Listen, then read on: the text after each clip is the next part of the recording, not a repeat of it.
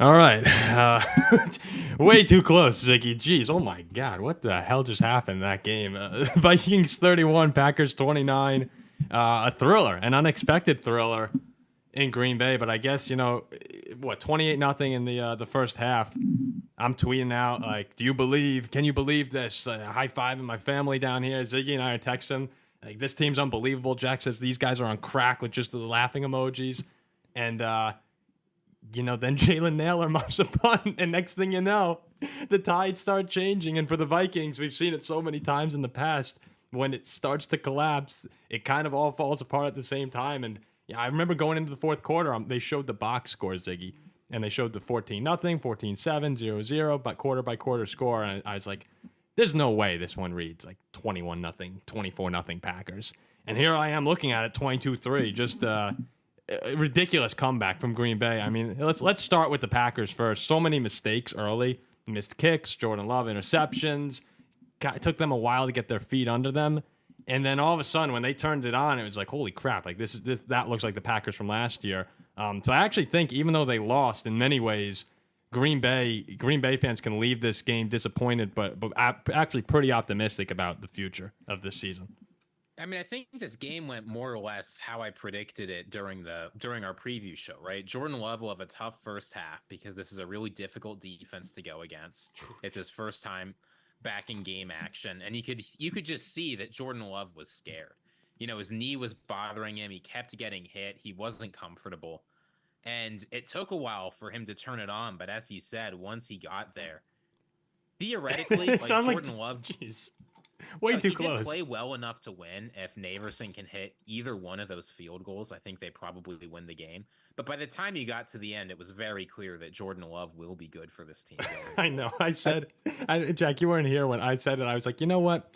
I'm feeling pretty confident Love will never look like Aaron Rodgers. And immediately after I said that, he just turned it on, and it's like 90-yard drives in minutes, and it was a great game. So a bunch of Packer fans are going to be in the comments section here. So really fun game. I mean, great game. And by the end of the year, I'm sure when Green Bay comes to Minnesota, it'll be a battle. Like I was really impressed with the resiliency from Green Bay in the losing effort. Oh my gosh, just too close. Yeah, it was. You blinked your eye and it was 28-0. I feel like I was seeing Minnesota in the red zone every 5 seconds, and I'm like, what's going on?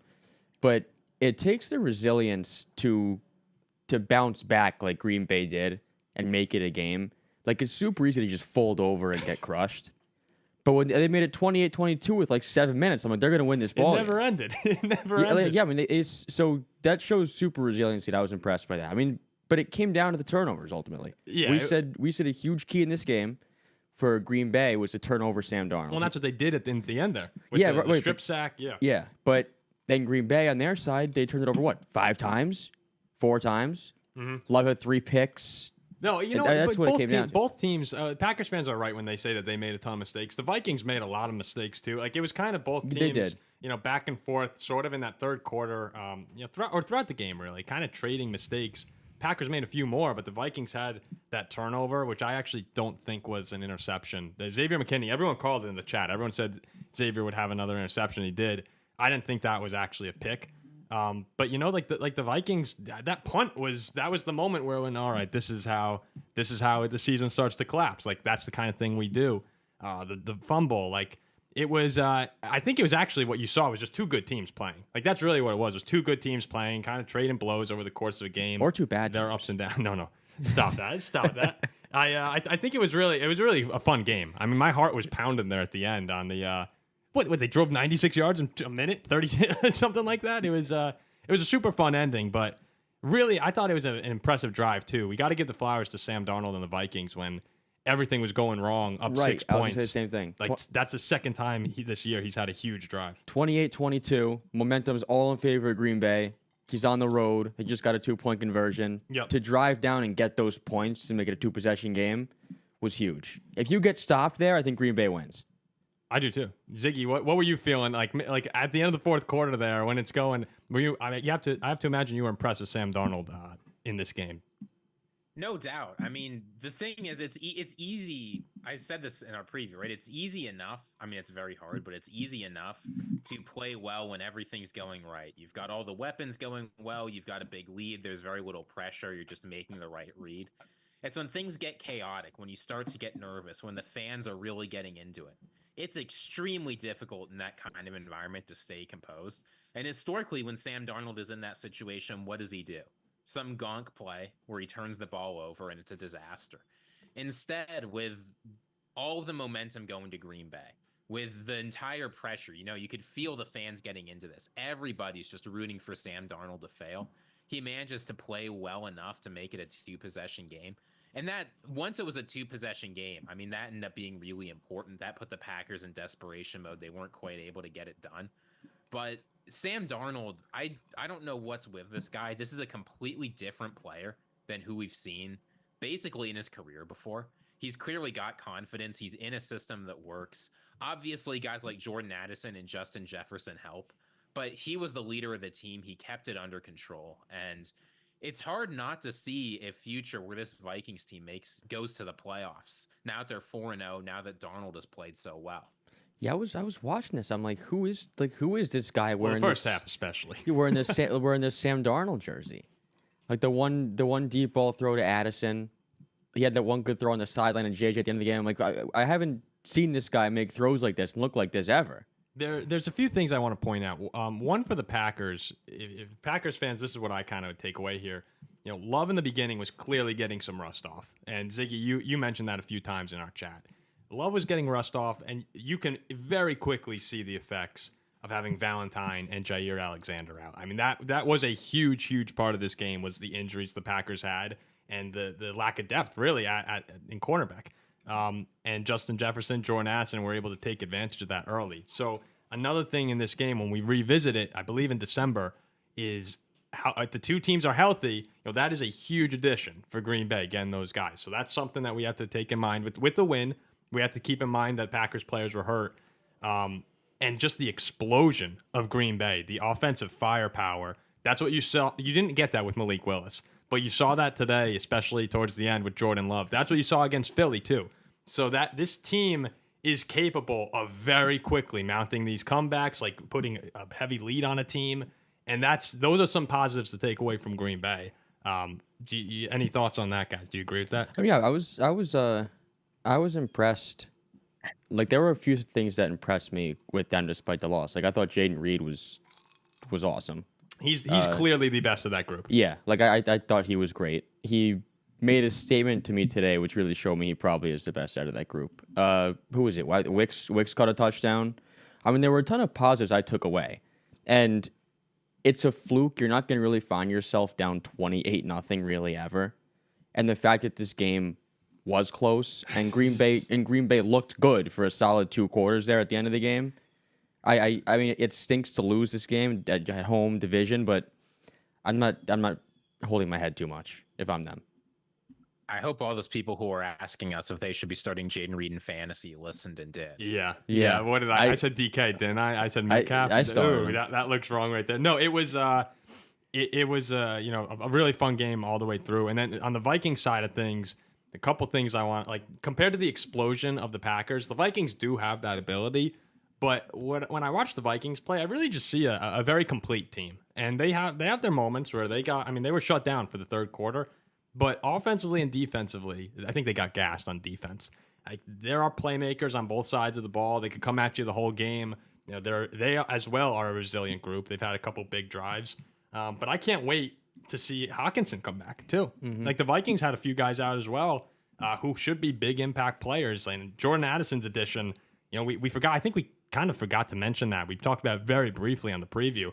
What a huge game for him. Like he had a couple, especially the first half. Yeah. Like you could feel it's just a difference in defending this team. As much as we like Jalen Naylor and Brandon Powell, Addison has that star factor to a degree.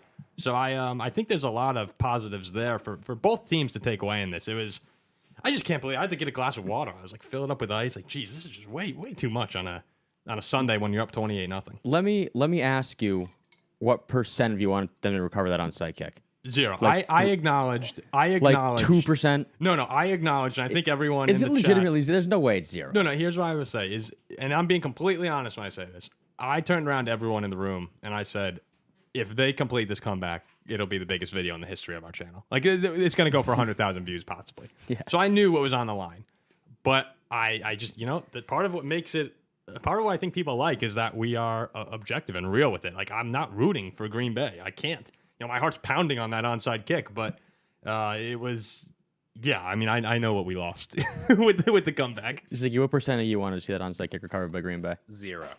Not even like 0.1%. I mean, I will say 0.11 to see it just because it would have been one of the best comebacks in NFL history. And it would have been, I'm like, that's cool. But no, I did not want to see the Packers win this game. The comeback and just watching it. And it's so quick, too. I mean, it was just, that was the perfect combination of seeing the Vikings and Packers dynamics throughout like their history there in that 2-minute stretch where they start the quarter on their own 30, down 21 points. You blink your eyes. There's 10 minutes left, and it's a 6-point game. You're like, what happened? I was laughing when they made it it was 28-14, and Minnesota they fumbled the kickoff, right? Or did they turn it over in their own territory? When are you talking about? It was 28-14, and Minnesota turned it over. Oh yeah, like yeah. their Darnold own... got crushed. Yeah. Oh, it was Darnold. Okay, yeah. And then I saw Green Bay recover the ball. Immediate score. Oh, an immediate score. I'm like, this is hilarious.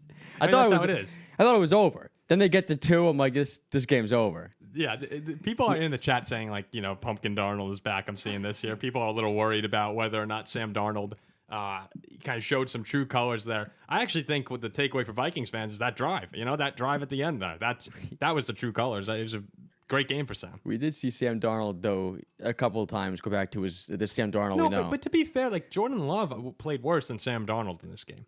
Like he did. Yes, And he did. Yes. Sam Darnold like if you talk about how good quarterbacks are on a week-to-week basis, everyone kind of has some mistakes. And I think we're looking at Sam Darnold a lot with his past play this season. That's what everyone's doing. Every single person who's saying the Vikings aren't very good is looking at what Sam Darnold's done in the past, and he's now had 4 straight weeks where he's been a very good quarterback. I think you got to give him credit. Good teams too. Yeah, right. We're talking the Packers defense has been very good. The 49ers defense, the Texans defense. Like these aren't bad teams. And what do you have today? He had almost 400 yards. 254, 3 touchdowns and a pick and a fumble. Oh, where did I see it? Oh, Jordan Love had almost 400 yards. Jordan Love at 389, right, 4 touchdowns, 3.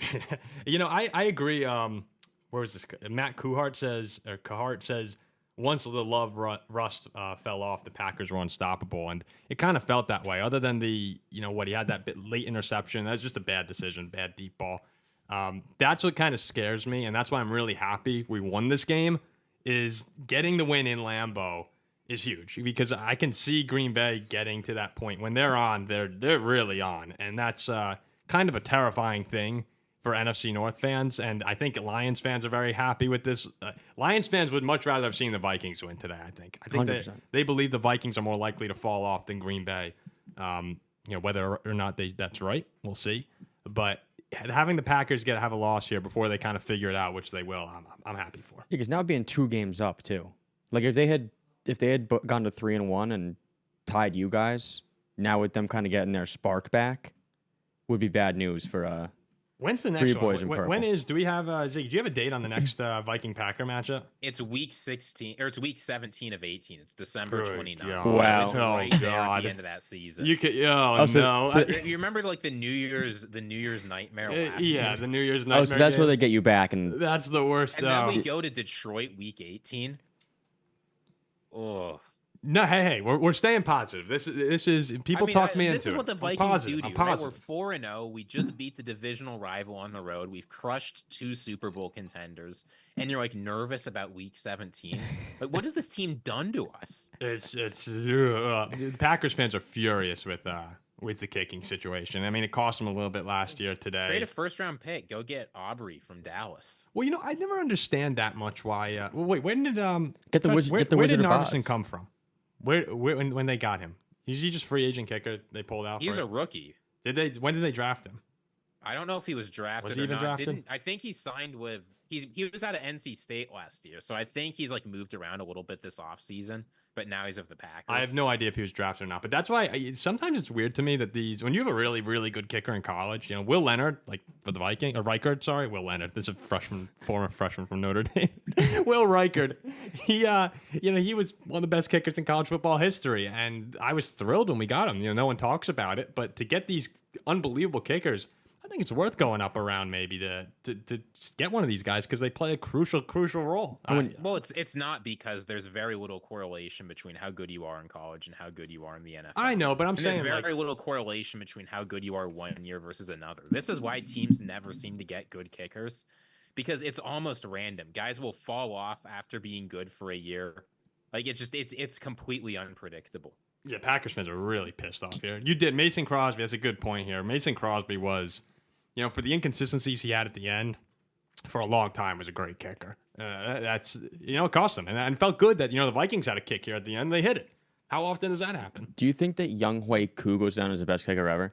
I love Young Hui Koo. No, I love Young. You don't Hui think he Koo. will? Not the best kicker ever, but but I love Young. I mean, Kirk Cousins and Young Hui Koo at the end of the game, you knew that's a win. That's a win for Atlanta. You see him bang that 60-yarder at the end of the game? It was easy. That would have been good from 70. Yeah, this is funny. I've seen all the Mason Crosby comeback. So overall though, great game. I mean, great game. A lot of fun to watch. Like super nerve wracking. People were asking, did you get nervous? Like, hell yeah, I got nervous. You kidding me? You know how many times I've watched this story unfold? I didn't get nervous. I gave up. You resigned. The second that punt was muffed, had to stop watching on the game for a moment. You thought it was over. About taking a second mortgage, putting it on Packers money line, because we don't win. We don't win from that. Ziggy, I'm gonna give you. You know what, man? I'm gonna give you your flowers. This is a real Viking fan moment for you, because not even I gave up on the muff punt, but it takes a real Viking fan to give up 28-7 or 28-0 too, and to realize what was probably gonna happen. Because I was still in la la land, pretending that we were going to dominate the rest of the game. Like, credit to you for seeing what actually was about to happen. When they got the 2, I thought you were dead. Oh, like, yeah. Like dead. Oh, yeah. Have you watched the Vikings? 28-22, I was like, they're screwed. There were 2 big takeaways here from the fourth quarter for the Vikings. One was to remember that we are still the Vikings this year. That's what every Viking fan must remember. No matter if we're 45-0 at halftime, we're still the Vikings and capable of blowing the game. The second takeaway to have is that these Vikings are a little bit different, from the other ones. And not completely, but these Vikings have shown a couple of times that they're able to make the big play when it matters. Through 4 weeks, still early, so they'll probably, I don't even want to get into the later season. I'm going to enjoy this win for now. But these are still the Vikings. At the same time, they haven't actually acted like the Vikings too much until this week. Well, knock on wood. Knock on wood. Yeah, you knock on wood. It is what it is. But that was a lot of fun. Jeez, Vikings, Lions, Packers games this year are gonna be crazy. I mean, these are good teams. These are arguably, at the end of the year, these could be the 3 best teams in the NFC. Is that crazy to say? I don't think so. Ziggy, is that crazy? I think one of them won't be as good as we think, but 3 of the top 5, I think that's totally reasonable. What a division! Yeah, I'd say 3 of the top 5. Why not? Let's see. We had a couple super chats here that I want to read out. I'm sorry I skipped over everything. Vagabond says, "Good game, Vikings. Y'all barely got away with it, but once Love is healthy, we'll see how things go." Completely agree. You saw what happened when he kind of got rolling. Justin Zarata says, "What kind of trade would it require to get Aubrey from Dallas?" A lot. That guy. I said Michelangelo. You have the guys like Michelangelo, you have the Beatles, and you have Brandon Aubrey. Those are the great artists of our time. What about Chris Boswell? Of all time. Chris Boswell could be up there. The Wizard of Oz. Adam Kepke says, Packer fan here. Hell of a game from you guys. Those mistakes and 2 missed kicks were gutting. It was. If the Packers make those kicks at the end, earlier in the game, who knows how the game develops, but it definitely kind of set the tone early when you miss that, especially on that opening drive after the Vikings go down and score. To miss that kick was like, hey, maybe we're going to steal this one. I mean, 2 missed kicks and 4 turnovers. Yeah, no, and lost, and still almost and won. Lost the game by 2. Yeah. A Vagabond against us. How many children have y'all sacrificed to make Darnold good? I call Bull, LOL. Yeah, there has to be some Viking fan who sold his soul. Who gave his life. There's something out here that makes you wonder. Slickmiz says, "Good win for the Vikes, but the refs were trash. Hope they're ruled out of the playoffs." Come on, man. I think the refs actually had quite a few number of calls that went Green Bay's way. I thought the Vikings actually got that 4th down at the end of the game there. I thought the knee stayed up at the very end. All right, so those are all the super chats that we got. So I think everyone agrees. Super fun game, crazy comeback for Green Bay. Could have been a disaster. I mean, at halftime, Ziggy, I went into I went into my room, getting the stream set up, and I actually wrote what is happening, like titled out the video. I had the thumbnail ready. It's like Vikings blow out Green Bay in like massive win. Jordan Love returns spoiled, whatever you want to say. And then with 8 minutes left in the game, I walked back into my room, changed the thumbnail to misery, and I changed the title to like what the hell just happened. Jordan Love crazy comeback, Viking season over. And then with about 3 minutes left, I walked back in and I changed it to the title you see here. Way too close. Vikings survive.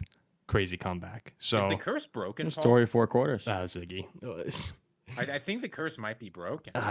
The curse isn't broken. I did No. everything I could to jinx us, and we got in a classic Vikings jinx spot, and it just didn't happen. The But curse is I broken. think the fact it came down to an onside kick means there's still some sort of a curse there. It was a dominant first half for the Vikings. And the second half, really it was the Packers stretch was 3 minutes? Like 3 minutes of utter domination. And that's all it takes against us. I was pumped with that cheese head on. Yeah, jeez. I'm not going to now. We appreciate everyone who's listening to this reaction. We ask you to like the video, subscribe to the channel if you're liking this. We do it every week. We're probably gonna go live again at 7:00 after the games to recap more week 1. So please, everyone, we appreciate everyone who's been in the chat, leaving super chats and just comments. It's a lot of fun for us. Ziggy, the curse is not broken until Sam Darnold is hoisting the Lombardi Trophy. That's the moment. That's the monkey off the back. That is when everyone can say it's over. Until then. Not yet. Mike Witt says, just a message from a sad cheesehead. You guys deserved it. At least we made a game out of it at the end. See you all in the dome. Congratulations. Yeah, it's going to be... I do think the Vikings deserve this one. Yeah. Like, this was a game the Vikings should have won. It would have been just miserable if the Packers had stolen it. But we'll see in December. I saw something funny on Instagram. It's like one of these memes, and it was like a tweet, and someone was like, can Sam Darnold actually take the Vikings to the Super Bowl? And Don't stop. Like, let's stop that. Stop. And then somebody responded, yeah, but he'd have to buy a lot of tickets to do so. Stop. There's too much hype around the team right now. Week by week, that's the way I'm going to approach as a fan. Great win. Let's see what happens in London with the Jets. Then we have a bye, reload, and we come back, and we got Detroit, and we go from there. But you have to remember one more thing, too. Everybody who's like freaking out, it's week 4. Like there's been 5-0 Viking teams that have collapsed. There's been the Packers last year, 2-5. This is not the football. This is the football that matters late in the year for some standings. This is not the football that matters yet for going into the playoffs. And last year we saw Green Bay go and just spank Dallas because they got hot at the right time. A couple years ago, we were Pittsburgh was 11-0, lost in the first round at home. Yeah, you can see signs now of the teams that have the foundations to be good at the end of the year. The good defenses, the late drives, like CJ Stroud today. Had a game-winning drive at the end. You love to see that. Who's hot at the end of the year? That's what everyone knows. That's what matters. So, jeez. All right, we'll wrap this up here. Vikings 31, Packers 29. Way too close.